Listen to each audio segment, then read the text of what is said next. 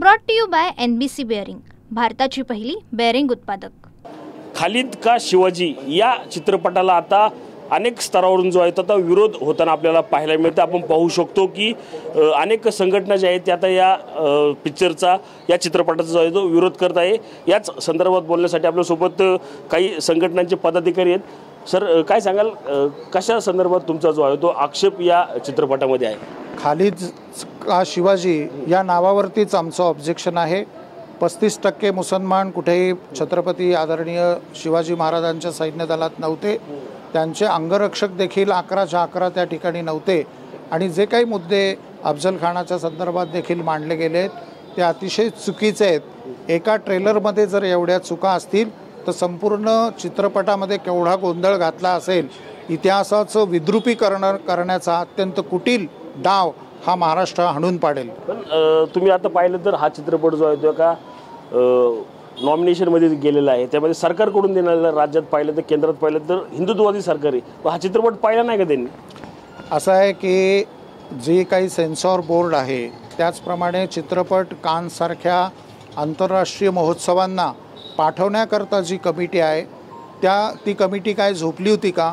आम्हाला असं वाटतं की त्यांनी पुन्हा एक वार याचा विजय करावा, त्याचा विचार करावा आणि हे जे नॉमिनेशन पाठवलेलं आहे ते परत मागून घेण्यात यावं अशी या निमित्ताने आमची विनंती आहे। सर, तुम्ही मगाशी पत्रकार परिषदेदरम्यान सांगितलं की जो बायडन यांचा उल्लेख यामध्ये केला, काय नक्की संबंध जो बायडनचा आणि या चित्रपटाचा लागतो? या चित्रपटाचं जे दिग्दर्शक दिसतात थेवर, त्यांचं फेसबुक पेज पाहिलं तर ते जो बायडन आणि कमला हॅरिस बरोबर दिसत आहेत। आपल्याला माहिती की या बायडन सरकारच्या काळामध्येच सोरोस नावाचा जो अमेरिकन उद्योगपती आहे त्यांनी भारतात ऐश्वर्य निर्माण करण्यासाठी अनेक प्रमाणात निधी अनेक संस्थांना पुरवला।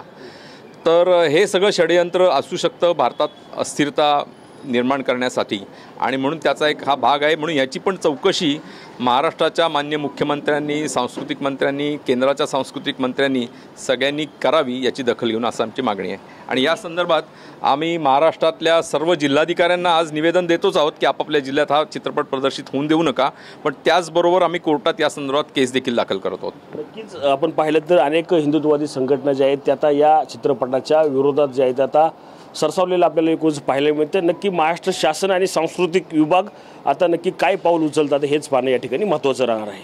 Cameraman Sushant Sameer, Ranjit Jadhav, TV9 Marathi, Pune. Brought to you by NBC bearing, भारताची पहिली बेअरिंग उत्पादक।